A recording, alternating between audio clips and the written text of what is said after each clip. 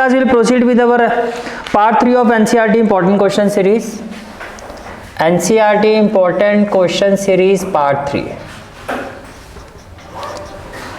First question is from chapter 3 और question is the taxi charge in a city consists of a fixed charge together with the charge for the distance covered. देखो जब भी ऐसा question आता है दो चीज़ों का आपको ध्यान देना होता है. एक fix charge, let fix charge be rupees X and additional charge का मतलब per kilometer, and additional charge per kilometer be rupees Y, and additional charge per kilometer be rupees Y. ठीक है. अकॉर्डिंग टू द क्वेश्चन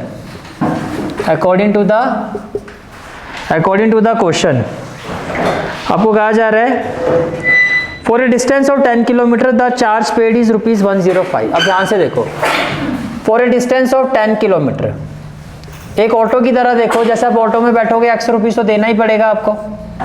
फिर हर kilometre का 1 kilometre का Y है तो 10 kilometre का कितना हो गया 10 वाई, तो ये कितना है टोटल 105. क्या फर्स्ट इक्वेशन क्लियर हो गई? फर्स्ट इक्वेशन क्लियर है. फिर कहा जा रहा है and for a journey of 15 kilometre, for a journey of 15 kilometre, तो 15 किलोमीटर के हिसाब से क्या होगा, फर्स्ट तो हो गया x पर किलोमीटर हो गया y, तो 15 किलोमीटर का हो गया 15y, ये हो गया आपका 155. कितना हो गया 155. What are the fix charge and charge per kilometer आपसे पूछा जा रहा है. तो ये तो डायरेक्टली देखो सेम आ गया, साइन चेंज कर दो बस, यहाँ से माइनस क्या ले लो कॉमन, तो माइनस माइनस माइनस, तो ये cancel, minus 15 plus 10 minus 5y, ये कितना हो जाएगा माइनस 50. तो y इक्वल टू क्या हो जाएगा 10, ये यहाँ पे पुट कर दो, put y equal to 10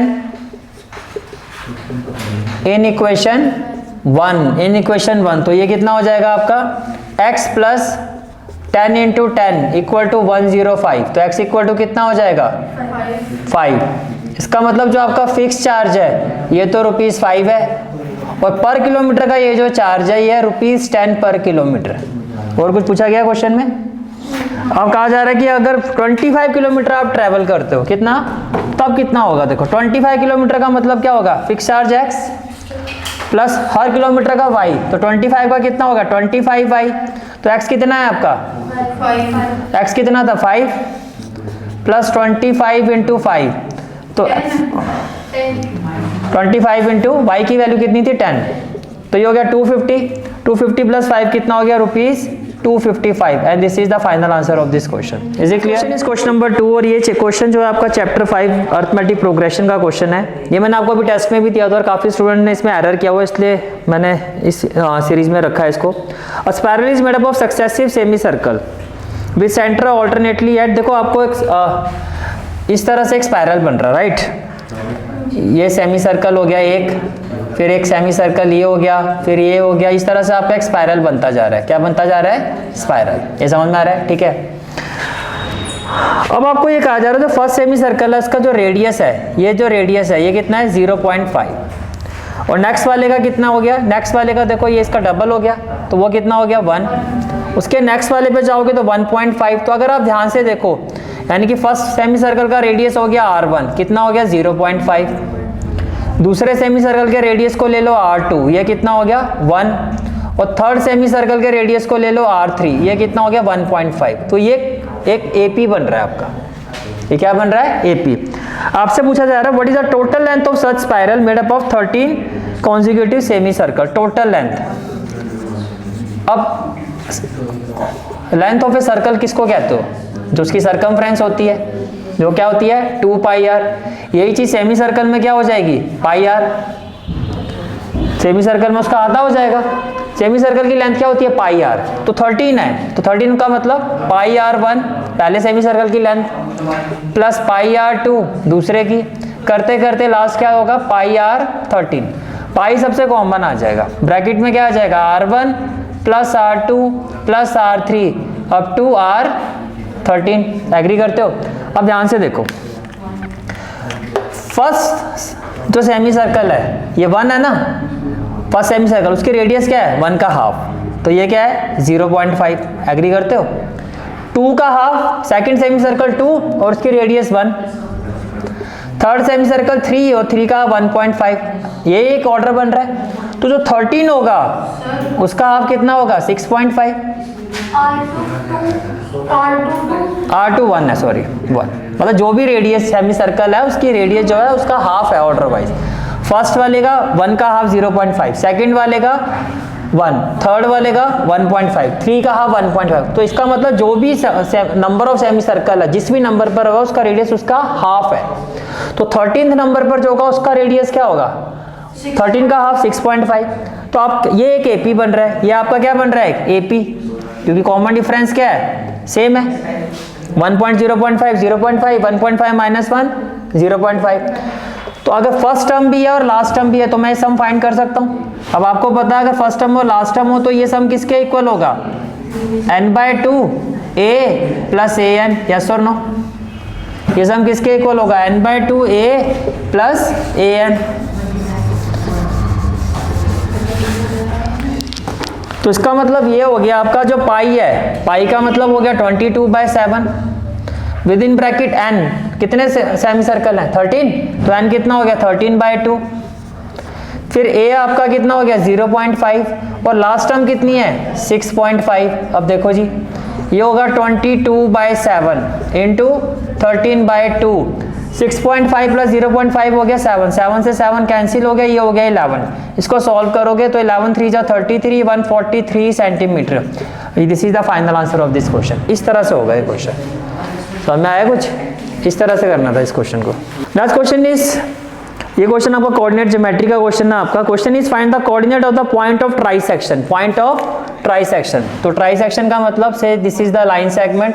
trisection का 3 इक्वल पार्ट्स 1 2, 3 इक्वल पार्ट्स के लिए 2 पॉइंट लेने होंगे, तो एक पार्ट ये हो गया, एक पार्ट ये हो गया और एक पार्ट ये। अब आपको इसके जो एंड पॉइंट है इसके कोऑर्डिनेट्स क्या है 2, -2, और ये जो पॉइंट B है इसके कोऑर्डिनेट्स क्या है आपके -7,4, -7,4। Find the coordinates of the point of trisection. इसको मैं ले लेता हूँ P, इसको ले लेता हूँ Q। आपको ये कोऑर्डिनेट्स फाइंड करने हैं, आपको ये कोऑर्डिनेट्स फाइंड करने हैं, ठीक है। अब ध्यान से देखो ये जो P है इसके लेफ्ट साइड में एक पार्ट है और राइट साइड में कितने इक्वल पार्ट्स हैं, तो इसका रेशियो हो गया 1:2।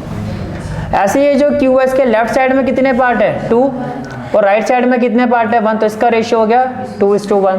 तो अगर बायसेक्शन फॉर्मूला, बायसेक्शन फॉर्मूला मुझे P के कोऑर्डिनेट्स फाइंड करने हैं, किसके करने हैं P के, coordinate of P, coordinate of P। तो क्या होगा 1 into -7 plus 2 into 2 upon 1 plus 2।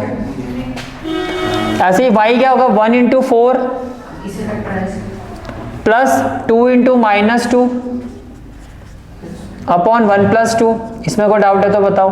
तो ये कितना हो जाएगा 1 इंटू -7 प्लस 2 2 जा 4/3, ये हो जाएगा आपका 1 इंटू 4 4 प्लस -4/3।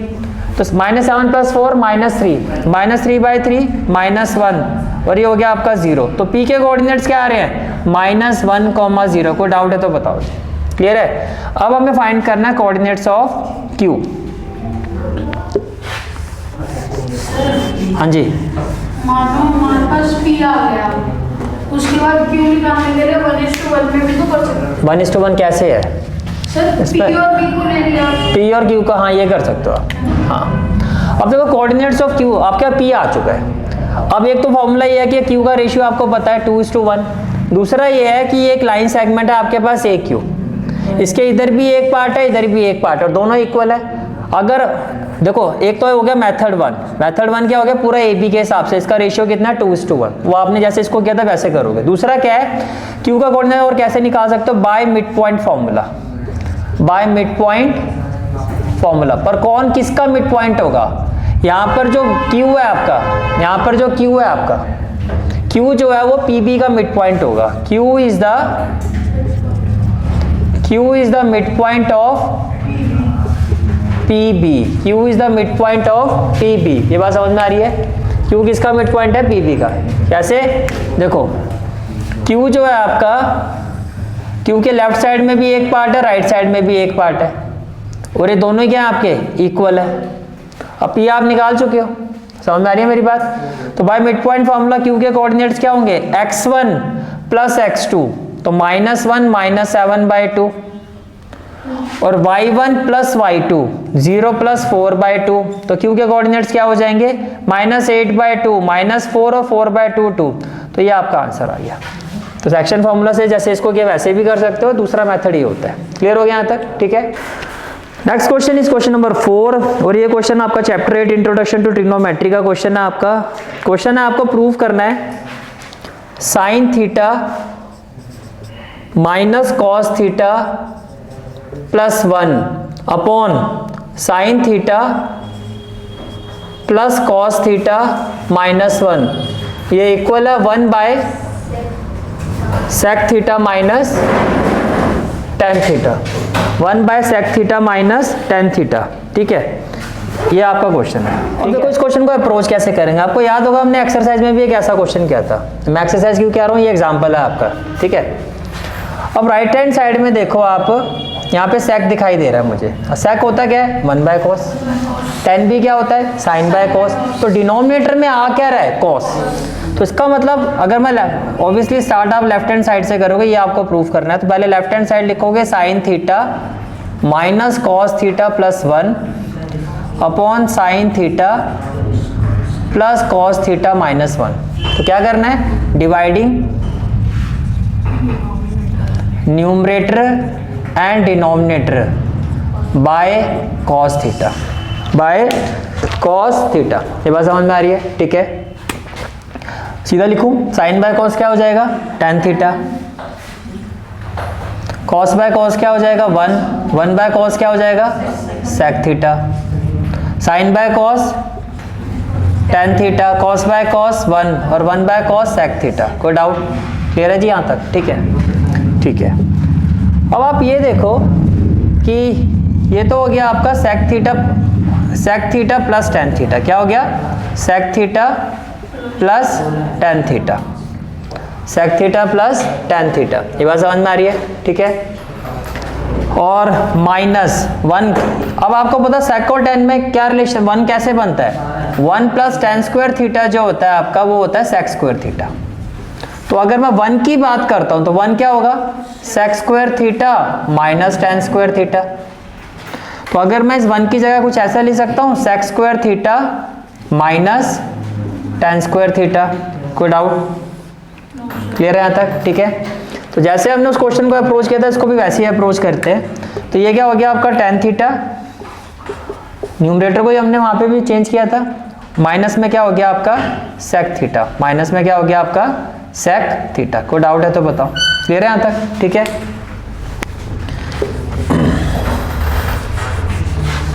सर नीचे नहीं लेंगे, हमारा नीचे लेने से आया। नहीं नहीं, ये क्लियर हो गया यहाँ तक, ठीक है।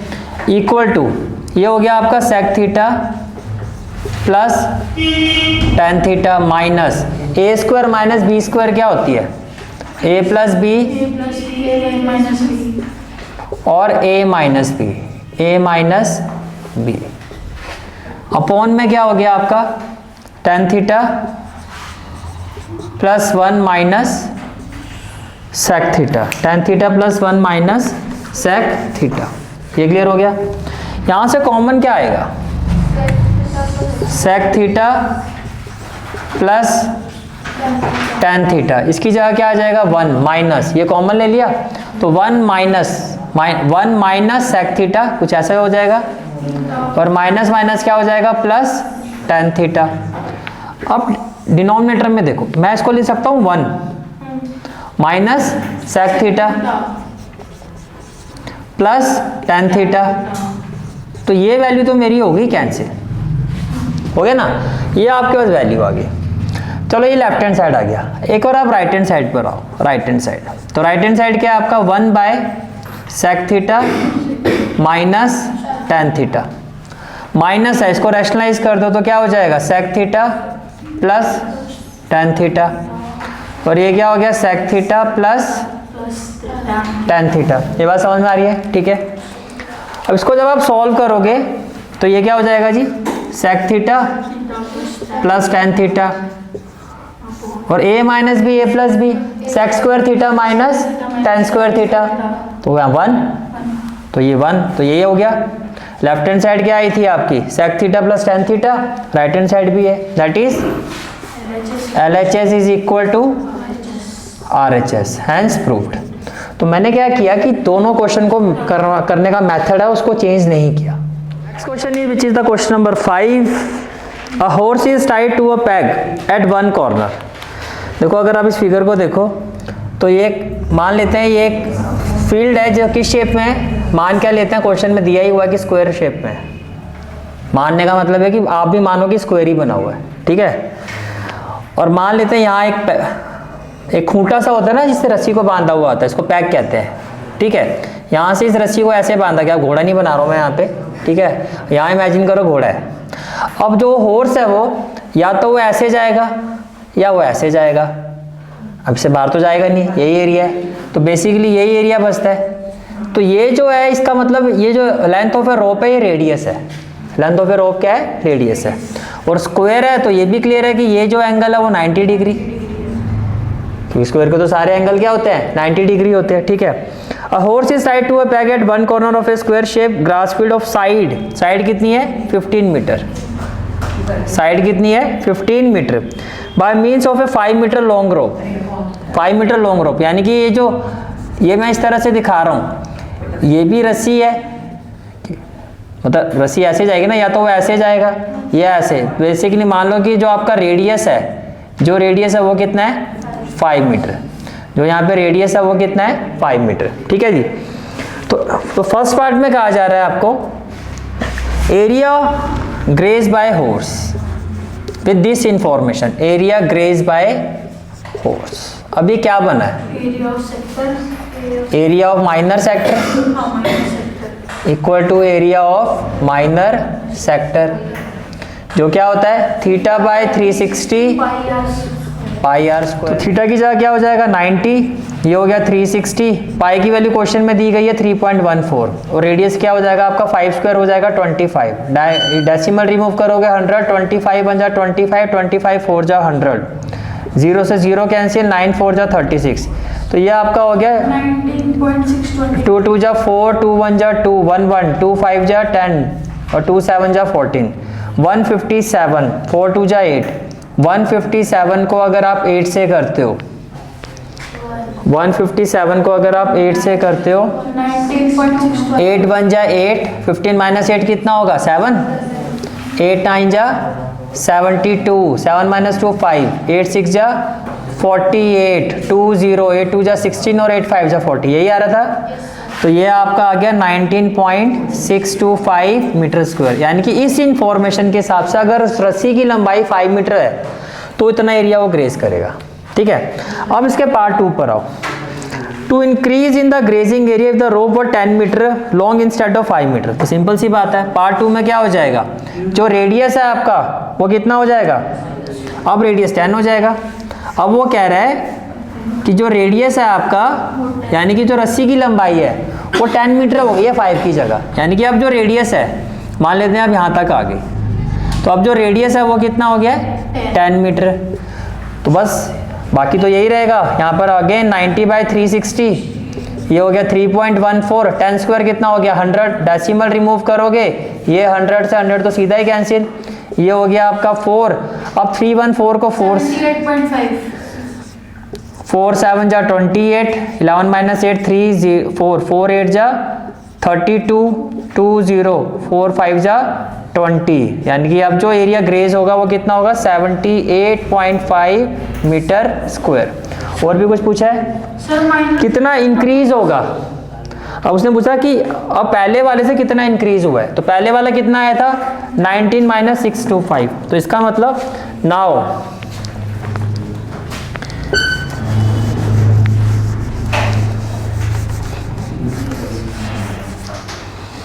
तो देखो ये आपका मान लेते हैं पार्ट 2 का एरिया है, ये मतलब A2 हो गया A1 हो गया। अब आपको पूछा गया increase in area, now increase in area, increase area क्या हो जाएगा A2 - A1 तो ये हो गया 78.5 और 19.625, तो ये हो गया 5, ये हो गया 2, 15 माइनस 6 कितना हो गया 9,